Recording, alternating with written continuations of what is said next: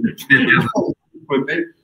Bom dia a Vamos lá. todos. Bom dia, o pessoal que está online. É um prazer tê-los todos aqui. Nós estamos começando uma nova modalidade de formação e tecnologia. Tá? A gente tem um professor convidado. É um grande prazer para mim ter o Luiz Adriano aqui. É meu amigo de longa data. Ele é membro da ABC2, Associação Brasileira de Cristãos da Ciência. Ele é um dos coordenadores do grupo de tecnologia. Ele estuda filosofia e história da tecnologia, né? É o cara que eu conheço que mais lê livros na vida. Ele já leu tudo aquilo ali que está atrás dele, e é verdade. Então, é uma grande alegria ter, porque é um tema que ele é apaixonado, um tema que ele fala com muito gosto, né? Eu tenho certeza que vocês vão gostar. Vou só começar com uma oração e daí a gente pode dar início à aula, beleza? Querido Deus e Pai, nós te agradecemos por esse dia, te agradecemos por essa manhã, te agradecemos pela vida do Luiz Adriano, que disponibilizou do seu tempo para poder dividir entre nós como turma, como classe, o conhecimento que ele tem, as coisas que ele tem estudado, as coisas que são para promoção do teu reino, que são para promoção da sua glória, Pai. Dê a ele toda a sabedoria, dê a ele todo o bom uso de palavras, cuida da nossa transmissão, cuida do nosso sinal de internet, Pai, porque isso é um momento que nós queremos fazer para aprender da tua palavra e um momento que nós queremos fazer para crescer no teu reino, Pai. Ter mais responsabilidade no nosso uso. A tecnologia é uma coisa que nos afeta tão diretamente hoje em dia, Pai. Então, que o Senhor nos dê sabedoria de como saber usar isso. Em nome de Jesus aqui eu oro e agradeço. Amém. Passa a palavra, Luiz. Beleza. Bom dia a todos, gente. É um prazer estar aqui. Realmente é um assunto que eu gosto bastante. Tem muitas implicações esse tema para a igreja. A gente precisa ler mais, estudar mais sobre isso, falar nas nossas igrejas realmente. E, assim, é muito privilégio estar aqui falando para vocês. Realmente é um assunto legal aí que vocês estão interessados. Vou compartilhar, então, a tela. Deixa eu ver aqui. Então, ver se eu vou conseguir aqui direito.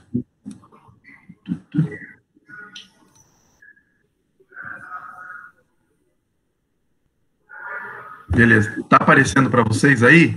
Sim. Beleza. Sim. Tá, beleza. Vamos lá, né? Uma visão cristã da tecnologia, ou, né, a visão cristã de tecnologia, porque, como todas as áreas, a gente tem muitos pontos, né, que a gente pode ver, muitas visões diferentes, mesmo de tecnologia. Às vezes as pessoas não conhecem como é rica a tradição de tecnologia, a visão cristã de tecnologia, como a própria Bíblia nos dá elementos para a gente ter uma boa filosofia, uma boa visão de tecnologia. Então, é isso que a gente vai pensar hoje. Um pouquinho. Então, assim, a gente começa sempre, né, um termo muito caro aí para nós, reformados, né, a cosmovisão cristã. Então, a própria cosmovisão cristã é aquela ideia de que a matéria não é uma coisa ruim, né, é boa, mas este mundo é um mundo caído, né? Cristo realizou uma redenção, qual vai ser concretizado plenamente no futuro, né? Então, a cosmovisão cristã é única nisso, e é isso que a gente vai ver, os elementos básicos da cosmovisão ligado com essa relação de tecnologia, né? Então, a gente tem criação, redenção. E muitas vezes as pessoas, elas não levam em consideração isso quando você lê outros autores que não têm a cosmovisão cristã, mas eles acabam tocando nesses assuntos, e esses assuntos inquietam eles. Vocês podem perceber isso quando vocês estão lendo qualquer crítica de tecnologia.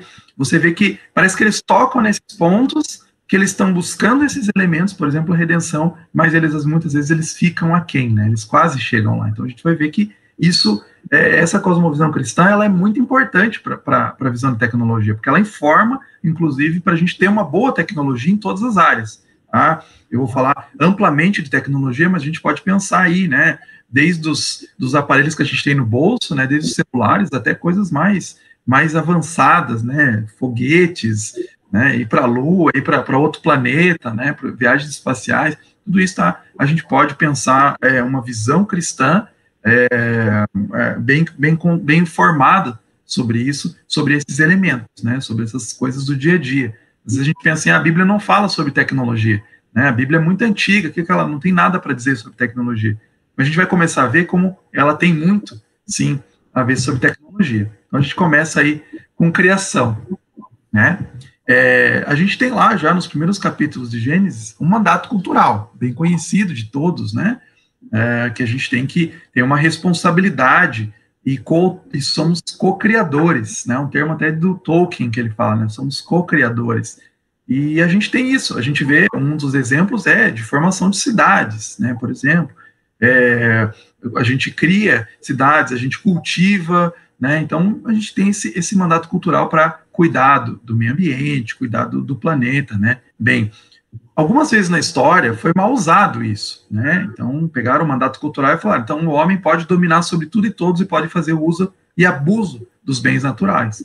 Não é bem isso, né? Quem tem essa interpretação, e eu já fui inclusive em eventos e falar sobre eventos assim seculares, né, não cristãos, falar sobre filosofia da tecnologia e me apontaram. Assim, como assim, né? O que o cristianismo tem a dizer? O cristianismo tem nada que dizer sobre tecnologia, porque o cristianismo, né, fomentou uma visão de mundo que era para explorar a natureza e devastar. Sendo uma visão equivocada, tá, do cristianismo. Não é assim. Não é isso. O cristianismo nos manda, né, toda a tradição judaico-cristã nos manda ter responsabilidade com o meio ambiente. Né? A criação de cidade, né, um grande exemplo de tecnologia na Bíblia, já nos primeiros capítulos, né, em Gênesis 11, que a questão não era aqui que às vezes as pessoas falam, né, Deus julgou a construção, a tecnologia. Não, Deus julgou o intuito que as pessoas estavam para construir, né, Babel, para construir essa cidade.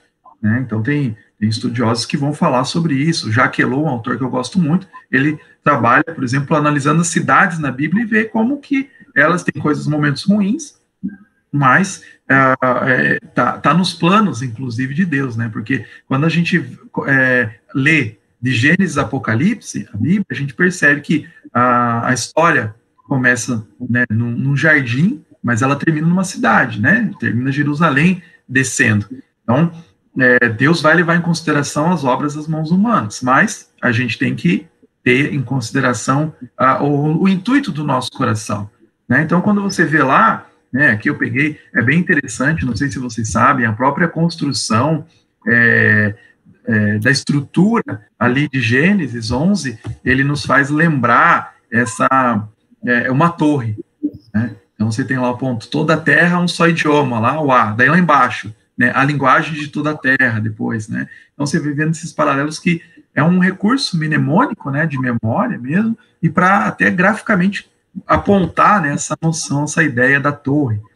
Mas a questão ali, a crítica foi, o que eles queriam? Olha só, a gente pode traçar paralelos com a tecnologia hoje, né? Então, Babel, edifiquemos nós, a gente não vai ler, depois vocês podem pegar lá e ler Gênesis 11, fala lá, eles falam, edifiquemos nós, quer dizer, é uma crença na autonomia tecnológica, quer dizer, é uma crença que a gente pode, com os nossos esforços, construir coisas que vão trazer o bem, né, que vão satisfazer todas as nossas necessidades. Né? Então, a gente não precisa de Deus, a gente não precisa do próximo, né? A gente não precisa fazer nada do bem porque a gente tem tecnologia. Né? E se tiver algum problema com tecnologia, a gente cria outra tecnologia que vai resolver esses problemas. Então, a gente cria indústrias que geram poluição. Né? Aí a gente vai lá e pega e cria filtros. Né? Quer dizer, a gente investe em mais tecnologia, cria filtros para despoluir. Então, a gente vai sempre fazendo isso. Qual que é a solução dos problemas tecnológicos? Mais tecnologia. Né? Então, essa busca de autonomia tecnológica, de se livrar, que a gente não precisa mais de Deus, não precisa mais dos outros. Sociedade atual, né, Deus, a máquina se tornou um Deus, né, em vários momentos. A gente confia na máquina, na tecnologia.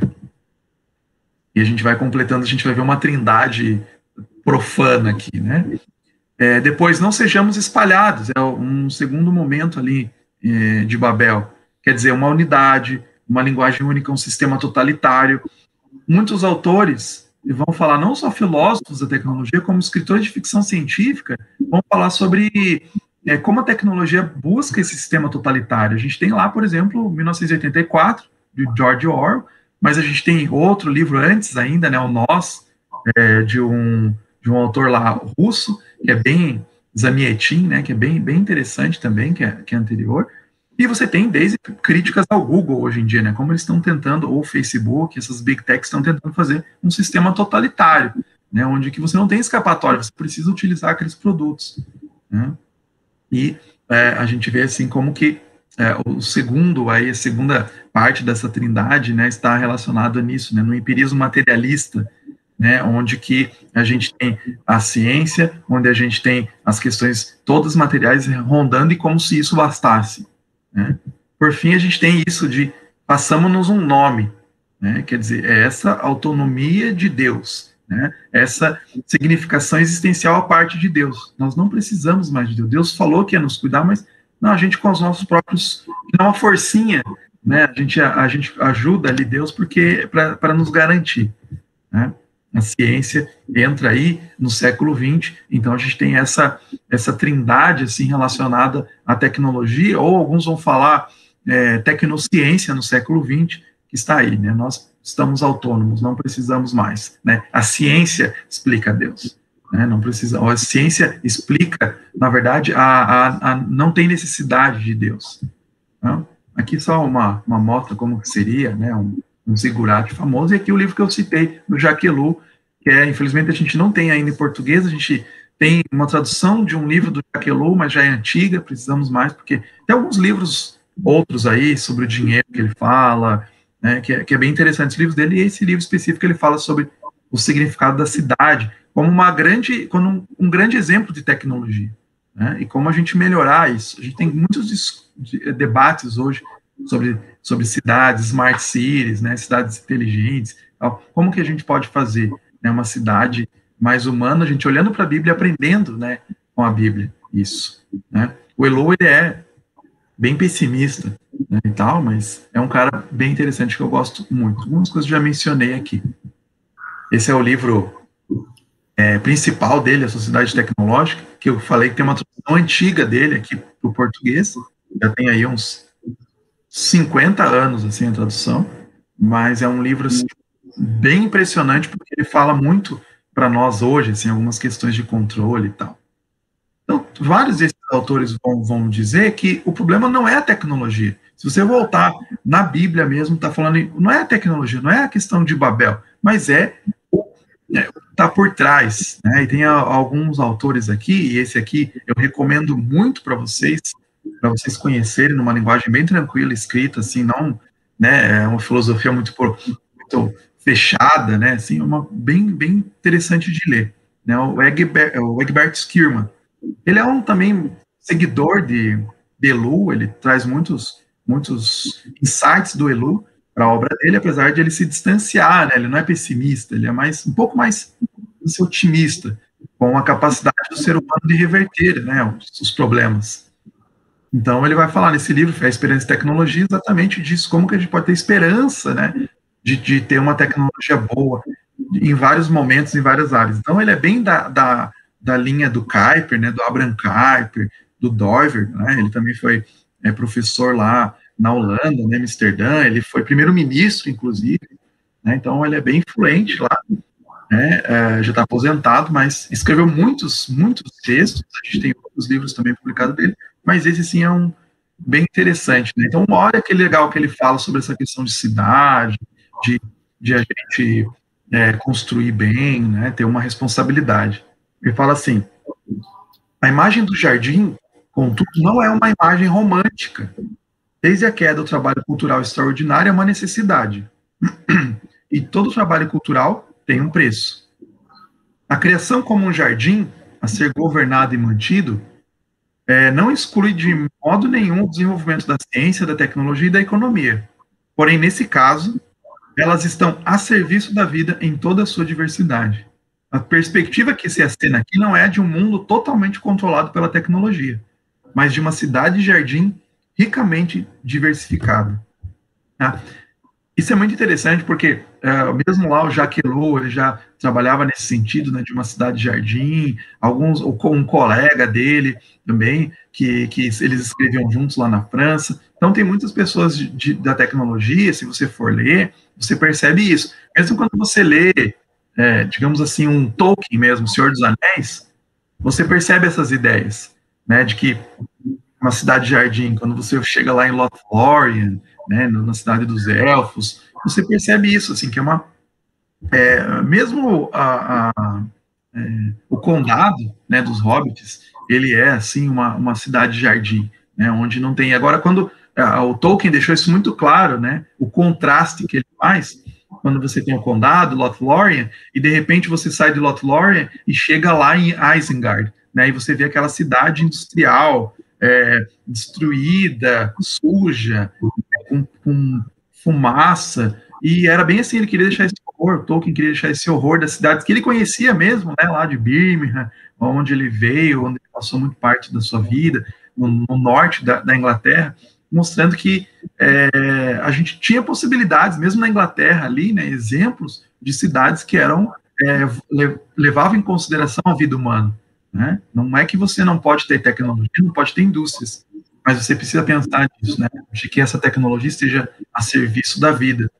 O Tolkien, já que eu estou mencionando aqui, né, ele tinha uma visão bem interessante de tecnologias. Quando você vai lendo, você fica impressionado.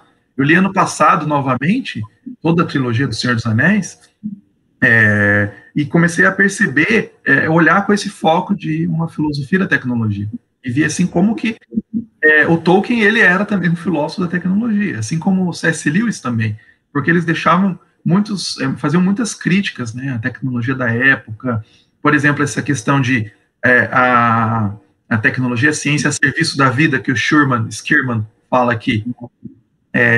O Tolkien, por exemplo, ele critica o movimento que estava na época nascendo, que era o transhumanismo, que era a manipulação genética, antes de, inclusive, ter DNA, né? Já estavam falando, antes de terem a descoberta, né, da estrutura do DNA.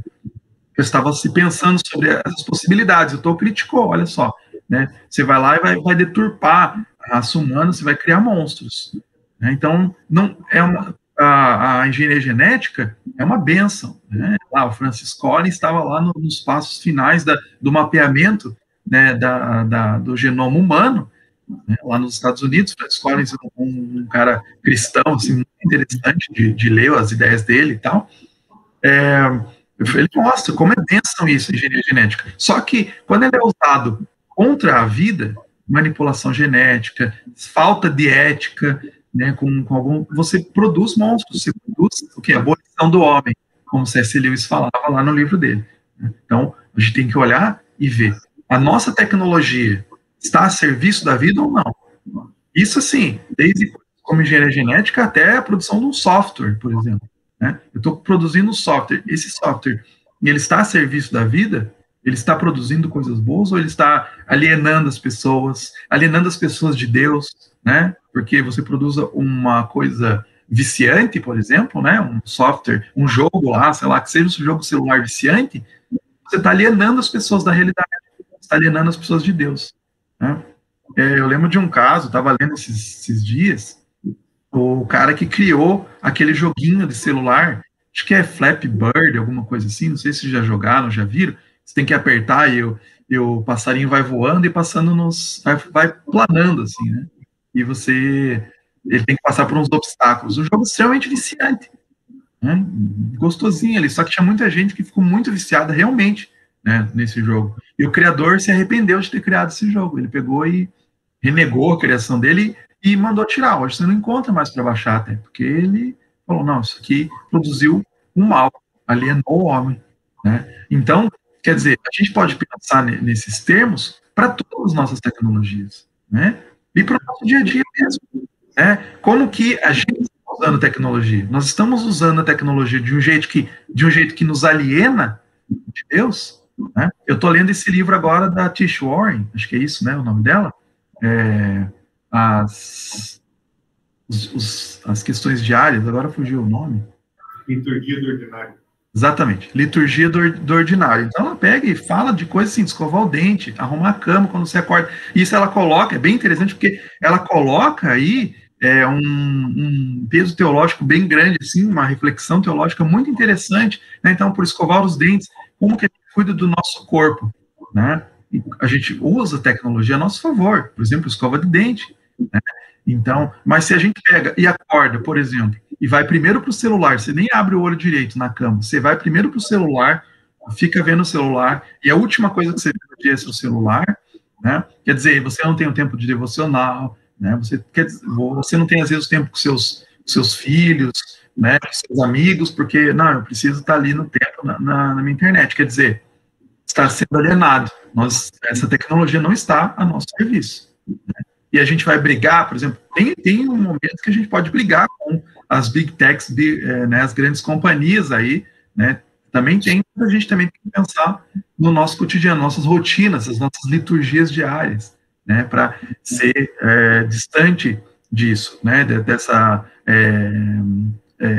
irrealidade, né? Tem muitos autores que pensam isso. O James Smith tem um capítulo muito interessante, inclusive eu escrevi um texto lá para Tuporém, que é a iPhoneização da nossa vida, onde ele faz uma crítica como, né, a nossa liturgia com os nossos celulares, os nossos smartphones, tem nos afastado muitas vezes de uma boa vida, né, de uma vida ligada à realidade. Então, como que a gente pode fazer isso, né? Pensar na nossa própria vida, como que a gente pode usar nossas tecnologias no cotidiano para a boa vida. E o que faz a tecnologia, gente? Se vocês perceberem, todas as tecnologias, elas nascem em torno de questões religiosas. É impressionante isso. Quanto mais eu leio sobre esse assunto, eu vou percebendo como, inclusive, tecnologias recentes, a gente fala assim, o mundo é secular, né? É uma ilusão. Que, olha só, eu coloquei alguns exemplos aqui de como iPhone, né, a Apple, se usa muito disso. Né? Não quer dizer assim, não posso usar, né, os aparelhos da Apple e tal. Não, mas a gente está ciente disso, né, de que se construiu uma religião em torno disso. Né? Ó, capa da revista lá dos Estados Unidos, The New Republic, The iGod. Depois, né, outra revista, o iGod. Olha só, brincando, né, quando ele morreu, Steve Jobs morreu, subiu no céu, estava lá, né, o anjo ali na porta com um tablet, né, vendo se o nome dele estava ali, né. The Book of Jobs, quando ele lançou o iPad, né, principalmente acho que o iPad 2, né, que foi o grande sucesso, né? Então, assim, cria-se, né, um hype, como está ali, né, mas um negócio, assim, uma áurea, né, religiosa em torno, e não é à toa, eles mesmos criam por trás deles, se você vai ver os caras por trás do Google também, né, tem muitos desses elementos, eles começam já numa era New Age, assim, né, lá na década de 60, muitos desses caras aí, Steve Jobs, Bill Gates, eles estavam umas coisas assim lá, né, em São Francisco, aquelas nova era e tal, hippie, bem forte, eles usam isso a favor deles, eles sabem muito bem disso, né, que movimenta essa coisa, a religião, essa necessidade que as pessoas têm, né, de autenticidade, né, de ter alguma coisa, né, idolatrar alguma coisa, porque o ser humano é um ser humano que idolatra, né, que ama alguma coisa, né, você pode idolatrar um falso Deus, né, lá, qualquer que seja, economia, um celular, tecnologia, né, ou você pode, né, amar e adorar o Deus verdadeiro, né? E aí a gente tem que ver como que a gente não pode se tornar adoradores, né, falsos adoradores. O James Smith trabalha muito bem isso. Recomendo aí não só mas toda a trilogia lá dele da liturgia. Não sei se vocês viram esse filme, muitas pessoas criticaram, não gostaram, acharam o filme chato. Eu gosto muito, né? Mas ele fala exatamente de muitos elementos que estão presentes aqui hoje na tecnologia, e você já vê pelo nome, né, pelo título, você já vê que tem essa questão religiosa muito arraigada, que é, né, a ideia da transcendência. Como que eu vou transcender as minhas limitações humanas? Né? Então tem um movimento lá, que já surge desde a época do Lewis, do Tolkien, né, que é o transhumanismo. Então está muito forte. Né? Eu vou poder, por exemplo, baixar minha mente para um computador, né, e vou conseguir viver eternamente. Eu tenho uma cidade inteligente onde todo mundo está conectado. Olha que maravilha que nós todos conectados assim, né, mentalmente, a gente só pensa uma coisa, já sabe. Né, parece uma maravilha. Aí você vê no filme que vai colocando as reticências quanto a isso. Né, e é uma coisa que o cristianismo tem muito a dizer, né, a questão da incorporação, né, de como que é um ser, como que é a questão da mente, né? Agora a gente tem um livro recente aí sobre isso, falando, bem interessante. Então, mas isso eu já havia anotado, esse autor também a gente não tem em português, mas ele já vinha anotando um livro só falando sobre isso, né, religião e tecnologia em várias áreas, né, como a tecnologia vai buscando isso, de idolatrar, de criar isso, né, então, de criar essa adoração mesmo, né, fidelizar as pessoas. Ele fala, por exemplo, que o objetivo dele, né, é mostrar que a fascinação atual pela tecnologia, esse livro já é da década de 1990, tá? Então, essa fascinação está enraizada em mitos religiosos e em um imaginário antigo. Ainda que os tecnólogos modernos só buscam por utilidade, não, estou só criando uma coisa útil. Poder e benefícios parecem estabelecer a norma de racionalidade social, também eles se regem por sonhos distantes e por desejos espirituais de redenção no sobrenatural. Né?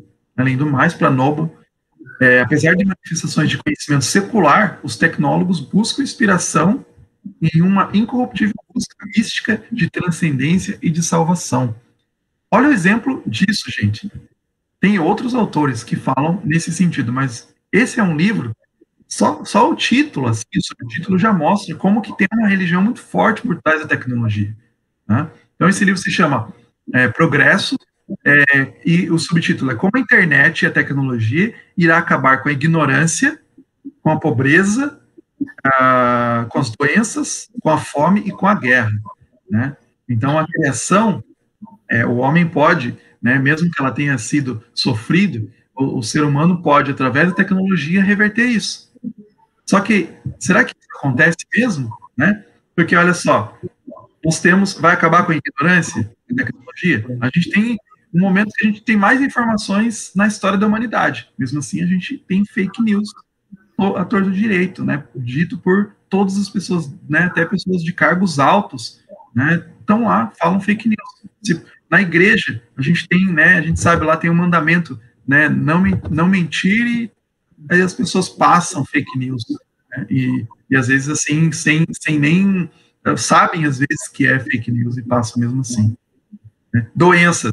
Ele escreveu, com certeza, esse livro, não, o Byron Reese, aí escreveu antes da pandemia, né? Porque, né, a gente tem... Será que eliminou doença, tecnologia? Né? Várias doenças, inclusive, têm surgido pela má utilização da tecnologia. Não sei se vocês sabem, mas o vício, por exemplo, na internet, está na OMS, né, na Organização Mundial da Saúde, como uma doença. Ela já é considerada uma doença. Né? Então, fora, né, a pandemia aí que a gente tem, que foi causado pelo mau uso, né, do meio ambiente, o abuso do meio ambiente, né, que se tem aí e tal, surgiu isso. Claro que a ciência e a tecnologia nos ajudam, né, a mitigar esses problemas, mas essa confiança cega na tecnologia, esse que é o problema, uma confiança cega e acrítica.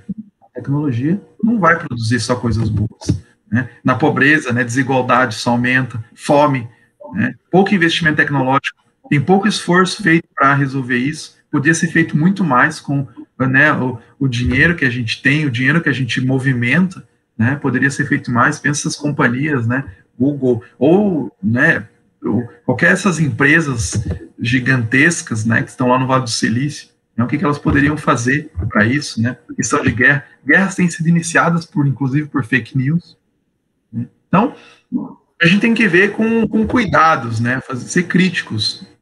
E como cristãos, a gente precisa criticar, inclusive, esse desenvolvimento econômico, social, tecnológico.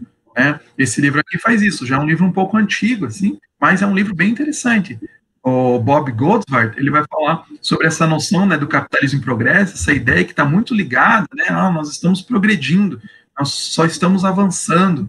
Aí vê como tem muitos problemas também, tem muitas, e às vezes as pessoas falam, problemas negativos são dores do progresso, né, dores do nascimento, assim, que não tem problema. Mas a gente precisa fazer, né, uma crítica a isso, não abraçar totalmente, né, não, o capitalismo é a melhor coisa que existe, né, e a gente é o fim da história, e a gente não vai ter outro sistema, e estamos perfeitos nele, ele é ruim, né, mas ele é o melhor que existe, e a gente não precisa fazer mais nada. Então, a gente precisa criticar, né? A gente precisa olhar para desenvolvimentos tecnológicos e dizer, assim, realmente, tem muitas coisas boas, mas precisamos também criticar isso. Como que a gente pode aperfeiçoar esse sistema tecnológico, né, para que ele produza menos malefícios? Né? Como fazer isso? Então, a gente tem aí obras já em português, assim, para nos dar o empurrão para a gente pensar isso. E não é assim, gente, quando a gente fala filosofia da tecnologia, uma visão cristã da tecnologia, não é só, assim, só professor universitário, só o cara que está pesquisando lá, assim, super coisas super além, super profundas, assim, que só deixa para eles pensarem. Não, no nosso cotidiano, né, nas nossas igrejas, a gente pensar isso. Como que a gente pode resolver os problemas tecnológicos? Vícios, né? A gente sabe que não dá para esconder, não é porque nós somos cristãos, né, que a gente também não pode cair num vício, por exemplo, de internet. E é meio assim, vício de usar, né, os celulares e tal. Às vezes dentro, assim, é meio relevado isso, né? A gente fala dos grandes pecados, né? Adultério, tal, né? Homicídio, mas a gente às vezes esquece de falar de coisas que estão acontecendo no nosso dia a dia. A gente não fala, né, sobre isso, de a gente ser viciado em usar, por exemplo, a média do brasileiro de uso de redes sociais, de internet, gira acima das 4 horas de média, tá? 4 horas de média, gente. Quer dizer, tem gente que está usando muito mais que isso, né? Para, digamos assim, não, eu só uso 1 hora, tá? Mas tem gente que está usando, então, as outras, né? Horas aí por você, né? Está usando 9 horas para equilibrar isso, né? Para dar essa média. Pensa, é muito tempo, né? Então, os nossos filhos, nós mesmos, a gente está, às vezes, deixando de fazer algumas coisas, a gente está se afastando da realidade, né? Para ficar lá no celular. A gente não sabe mais se comunicar. Agora a pandemia dificultou mais, né? Porque a gente não tem mais encontros face a face, raramente, né? Então isso dificulta bastante. Ajuda, né? Como a gente está fazendo aqui agora, né? Ajuda muito, né? Eu estou conseguindo aqui em Toledo, né? Longe aí de vocês, estou conseguindo me comunicar com vocês, né? Então ajuda muito a tecnologia.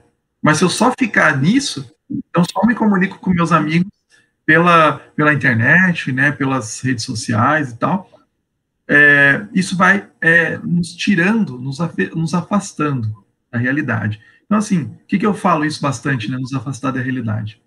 Muitos filósofos têm falado sobre isso, né, e não só tão recentes assim, né? Tem um autor que eu gosto, Michael Pollan, ele já vem falando, né, lá na década de 40, isso. Mas tem 2 autores especiais são bem interessantes, e um não é cristão e o outro que eles falam sobre os mesmos assuntos, mas cada um tem uma visão diferente desses problemas. Tem bons diagnósticos, mas os 2 vão para soluções diferentes. Um vocês devem ouvir falar é o Byung-Chul Han, vou pegar aqui para vocês. Bastante conhecido, Byung-Chul Han, Sociedade do Cansaço. Recomendo que todo mundo leia. Ele não é cristão, tá? Ele é um sul-coreano que é professor na Alemanha. Então ele fala, né, dos problemas que a gente tem na sociedade, cansaço. Como que a gente está cansado? Se a gente trabalha em home office, se a gente não caminha, né? As pessoas caminhavam, sei lá, 10 quilômetros para poder trabalhar, né? Hoje a gente trabalha confortável, a maioria de nós, né, não tem um trabalho assim, não pesado, né, fisicamente, mas a gente está mesmo assim, a gente está cansado. O que é isso? Por quê? Porque a gente parece que não se tocou como, né, as telas nos cansam, né? E a gente chega cansado de um trabalho no escritório, né, ali, de ficar na frente do computador, a gente chega em casa, a gente vai olhar o celular, né? Deixa eu descansar um pouquinho, vou olhar o celular. E nossa mente fica extremamente cansada, né? Então, alguns autores vão falar, o que você faz, né? Você tem que acabar com a tecnologia, né? Você tem que, né, a tecnologia é o problema e tal, só o problema. Aí você tem um outro autor, que é um cristão, que é o Borgman, Albert Borgman. A gente não tem traduzido nada dele para português, só alguns textos e tal, mas ele é um autor muito interessante, porque ele vai falar assim, sabe o que você deve fazer? Você não deve jogar fora a sua tecnologia, mas você deve fazer atividades que a tecnologia não é o centro. Você tem que fazer atividades focais, ele chama. O que são atividades focais? Outras atividades, por exemplo, caminhar, né?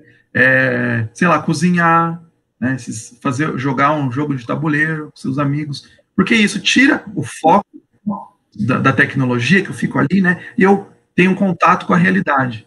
Isso é um termo do Michael Polanyi, né? Eu pego na massa, por exemplo, vou fazer um pão ali, né, eu pego na massa, eu vou caminhar, eu percebo coisas que eu não tinha percebido, porque eu estou indo só de carro, e eu nem dá tempo de eu perceber, né, a gente vê, assim, a gente caminha, às vezes dá uma volta na quadra, a gente percebe tantas coisas diferentes.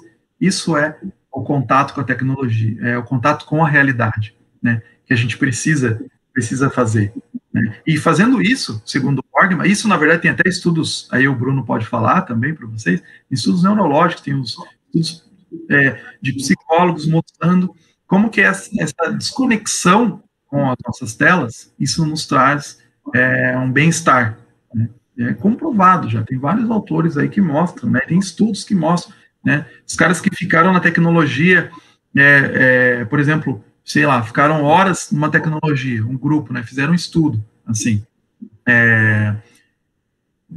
dois grupos, né, eles ficaram pesados usando tecnologia, usando telas, celulares e tal, e daí separaram em dois grupos essas pessoas. Um foi para o centro da cidade, assim, com aquela barulheira e tal, e outro foi para os parques, né, lá, mais árvores e tal. E aí mostraram que as pessoas que ficaram mais estressadas, que foram para a cidade com aquele barulho, não conseguiram desconectar, continuaram estressadas, assim, e as pessoas que foram caminhar mais calma, né, num parque, elas conseguiram ter uma recuperação neurológica melhor, se sentiram melhor, né? Então, é isso que alguns autores já tinham esse insight há muito tempo antes e que a ciência vem demonstrando. Então, quer dizer, não é jogar fora a tecnologia, é sabê-la utilizar bem, né? Deixa eu passar aqui um pouquinho. Outro assunto, né? Até o Bruno tocou sobre esse assunto esses dias aí nas redes sociais, a questão do corpo. É impressionante como o cristianismo tem muito a oferecer nessa questão de corpo. E não só na filosofia da tecnologia, como também na própria teologia, né?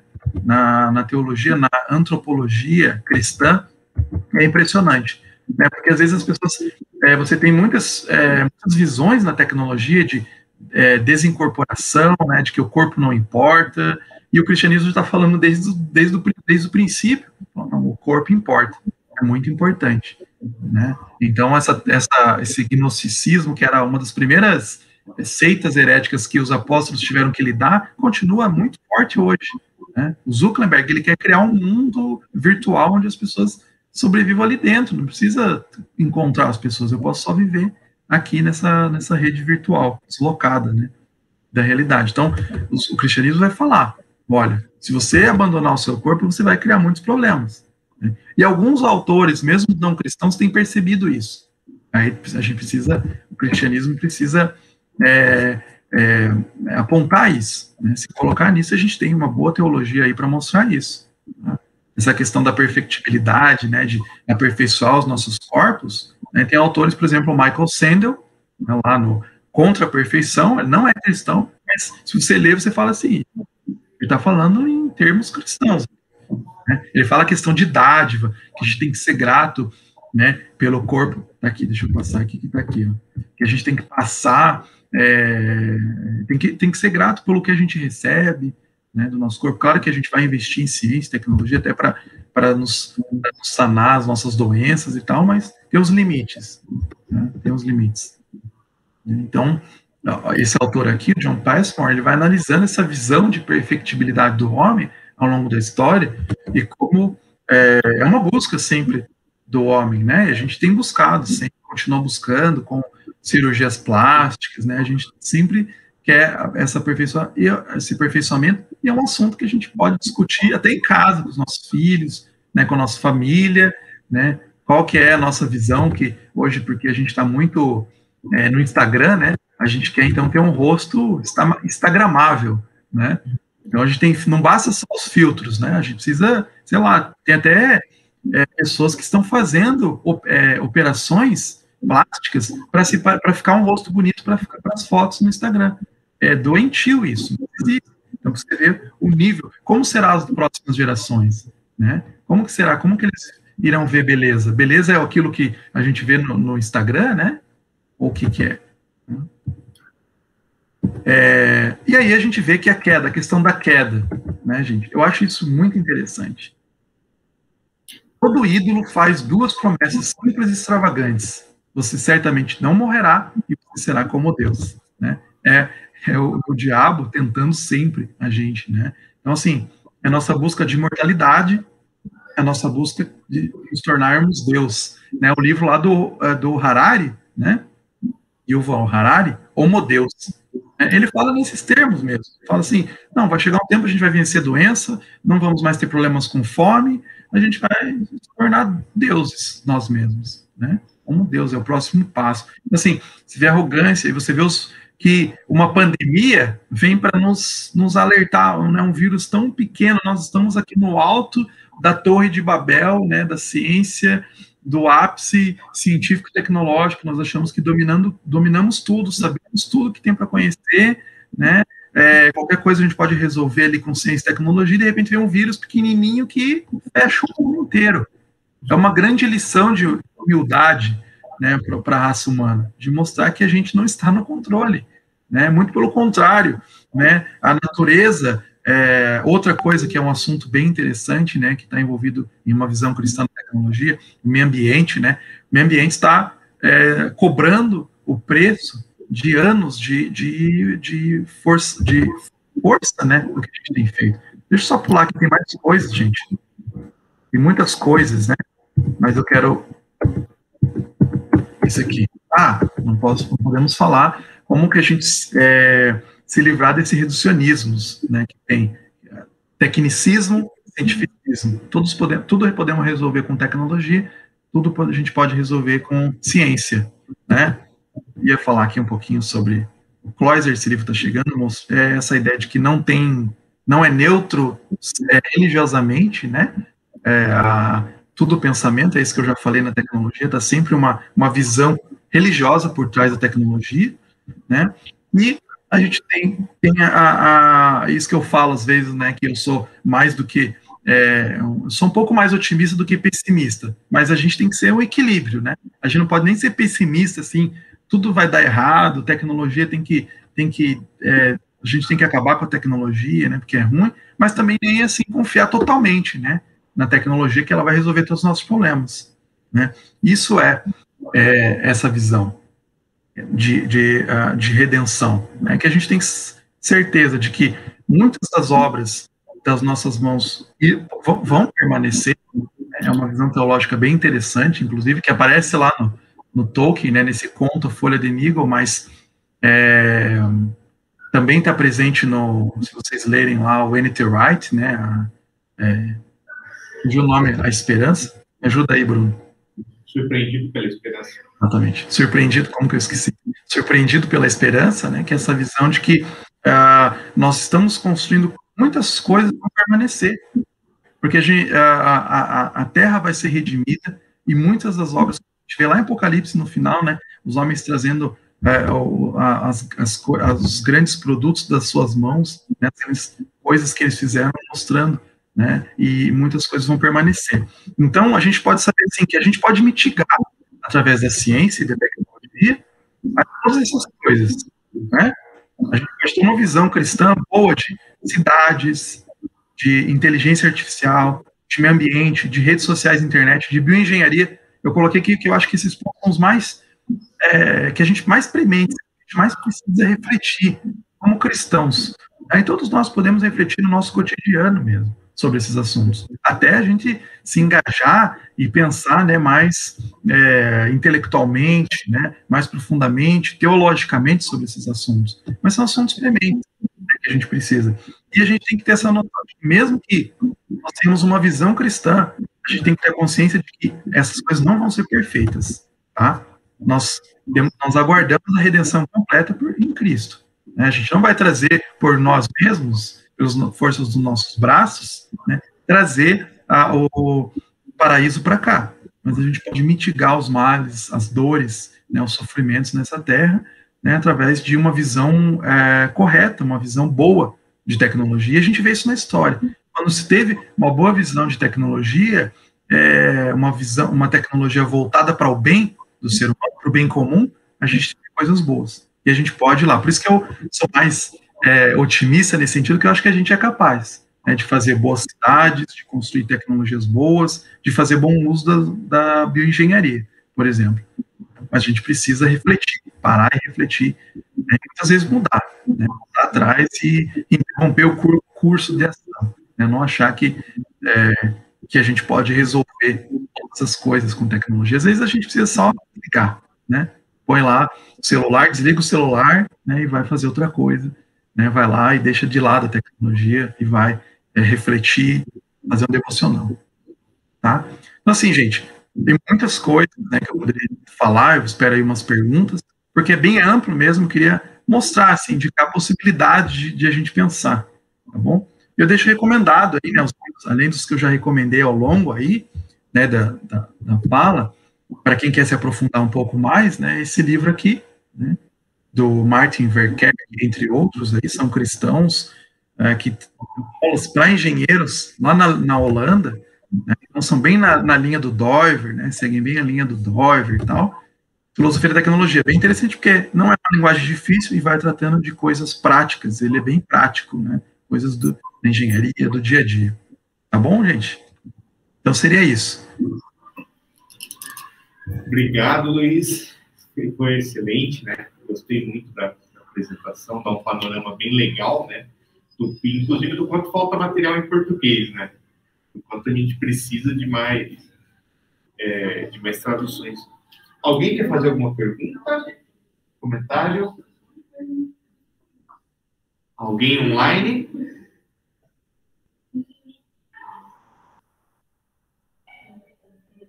Tá. Então, eu vou fazer eu sempre reservo as minhas, né? Eu converso com o Adriano toda semana, gente. Vocês não sabem. Você tem uma impressão, é uma impressão minha, pode ser só um equívoco meu, que nós somos mais moldados hoje pela tecnologia do que éramos no passado? Porque, pelo menos, assim, quando você vê, por exemplo, a própria perspectiva bíblica, sempre existiu artefato cultural, sempre existiu manifestação tecnológica, agricultura, confecção de ferramentas e tal. Mas eu tenho uma impressão que hoje a coisa meio que saiu do controle, né? Tipo, tá meio autônomo o negócio e a gente não percebe mais o nível de influência que isso tem sobre a gente, né? Deixa eu dar um exemplo. Hoje, por exemplo, a gente é dependente de remédio.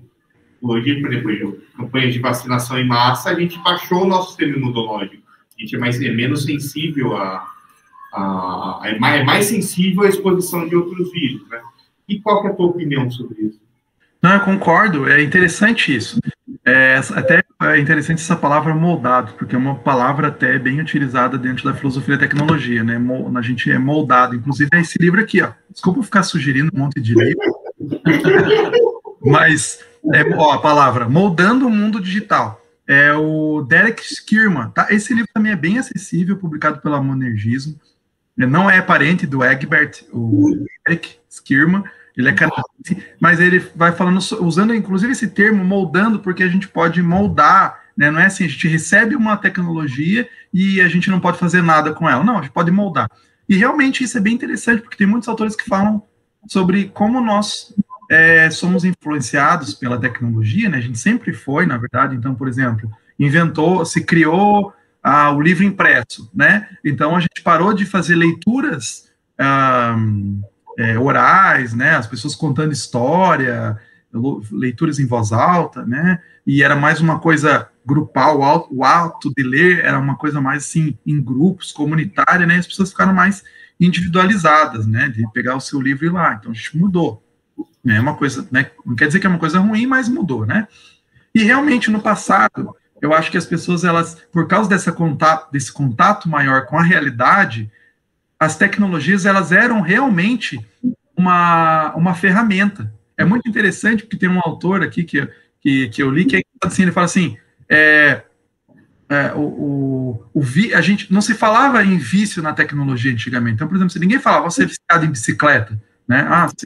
Essa bicicleta te domina e tal. Mas hoje, os nossos celulares nos dominam, né? Então, quer dizer, antes, o celular ele era uma ferramenta, eu olhava para ele assim, tá, eu preciso disso para eu me movimentar, ir do ponto A ao B, né? Então, a tecnologia antes, ela era um meio. Hoje, a tecnologia ela virou um fim, né? Eu vou usar a tecnologia para isso, por ela mesmo, né? Não é assim para me manter informado, não, eu vou ali usar a tecnologia, eu vou ficar ali, né, usando. Então, muitas vezes, a tecnologia virou muito isso, assim, ela ficou muito forte nesse sentido. Essa questão dos remédios é muito interessante, para mostrar isso, como a gente está afastado da realidade. Travou? Não? Tá. Um exemplo meu, assim, que eu acho bem interessante.